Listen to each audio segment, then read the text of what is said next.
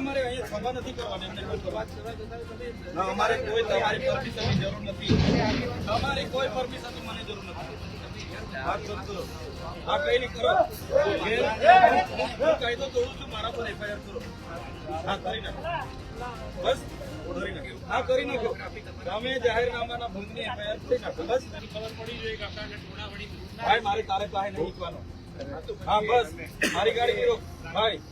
ના ના ના વાત નહીં કરવાની. તમે અટકાવેલા છે, અમે તમે અટકાવેલા, અમે અમારી રીતે બેઠા છે. હા એવી રીતના વાત નહીં કરવાની.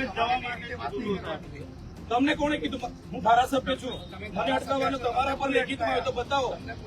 આ તો અટકાવેલા છે તો જીવાજીબી કરીએ છીએ. અમને તમારી અવારનવારમાં તમારું મોડું જવાનું અમને શોખ નથી ભાઈ. ના ના જો ભાઈ એ શર્મા સભ્યતાથી વાત કરો. તમે અહીંયા અમારી ગાડી અટકાવી છે એટલે અમે બેઠા. આવી રીતે આંગળી નીચે મૂકો, આંગળી નહીં. ના ના આંગળી નહીં, રિસ્પેક્ટ થી વાત કરો. હાથ નીચે ભાઈ, ઓ ભાઈ હાથ નીચે, હાથ નીચે.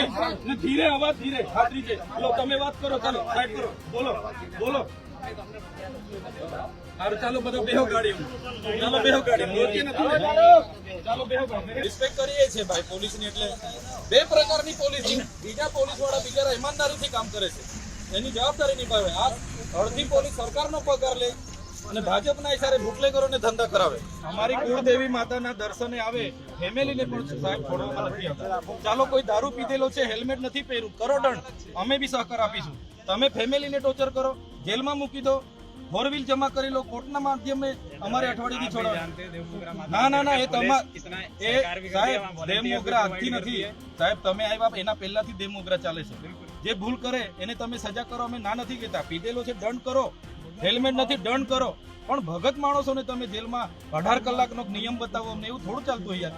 ને ગાડીઓ મૂકી દેવું, અંકલેશ્વર ભરૂચ વાલિયાના લોકો બિચારા ચાલતા જવાના છે. જો તમને અમારી માતાજીથી એલર્જી હોય તો અમને જાહેરમાં કહી દો, અમે અમારી સેના બનાવીને તમારી સામે લડવા તૈયાર છીએ. તમે રજૂઆત જ કરવા આવ્યા છે ભાઈ, અમે કોઈ અહીંયા કાયદો વ્યવસ્થા હાથમાં લેવા થોડી આવ્યા. એટલે બધા માણસો નહીં જાય, 5 આગેવાનો જાય તો અમે 5 આગેવાનો આમાંથી કોને પસંદ કરીશું?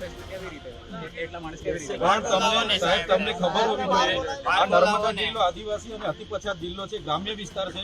તમે 10 જગ્યાએ ચેકપોસ્ટ ઉભી કરી દેવો અને કોઈ બાઇક વાળો પરીક્ષા આપવા જતા હોય છોકરાને ના છોડો, ખેતર જતા હોય ખેડૂતને ના છોડો, લગ્નમાં જતા હોય ફેમિલીને ના છોડો. આ કઈ રીત છે? તમારે ટ્રાય કરવી છે તો દારૂવાળા પર ટ્રાય કરો. હા તો બધા અમે જઈશું, અમે બધા રજૂઆત કરો, કઈ વાંધો નહીં. સાહેબ આવશે ને બહાર આવશે, અમે ધારાસભ્ય ચાલીને આવ્યા છે, અમારું છે ને. હા તો પછી યાર આવી રીતના થોડું ચાલતું હોય અહીંયા. તો હું એટલી